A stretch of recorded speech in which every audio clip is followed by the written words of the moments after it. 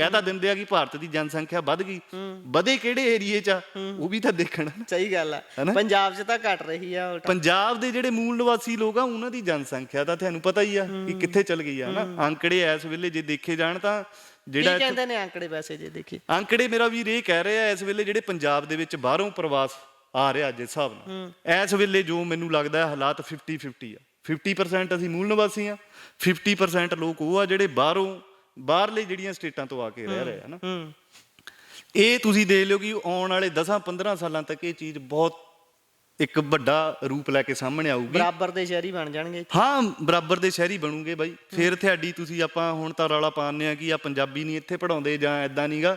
ਜਦ ਪੰਜਾਬੀ ਓ ਨਹੀਂ ਰਹਿਣਾ ਤਾਂ ਪੰਜਾਬੀ ਕਿੱਥੋਂ ਰਹੂਗੀ? ਇੱਥੇ ਮੈਂ ਇੱਕ ਹੋਰ ਗੱਲ ਐਡ ਕਰਦਾ, ਜਿੱਦਾਂ ਤੁਸੀਂ ਕਿਹਾ ਨਾ ਪੰਜਾਬੀ ਨਹੀਂ ਪੜ੍ਹਾਉਂਦੇ, ਪੰਜਾਬੀ ਕਿਹਨੂੰ ਪੜ੍ਹਾਉਣ? ਤੁਸੀਂ ਸਰਕਾਰੀ ਸਕੂਲਾਂ 'ਚ ਜਾ ਕੇ ਆਂਕੜੇ ਦੇਖੋ, ਵੱਡੀ ਗਿਣਤੀ ਉੱਥੇ ਰਾਮ, ਸ਼ਾਮ, ਗੋਪਾਲ ਇੱਦਾਂ ਦੇ ਬੱਚੇ ਪੜ੍ਹ ਰਹੇ ਆ ਜਿਹੜੇ ਕਿ ਪ੍ਰਵਾਸੀ ਨੇ।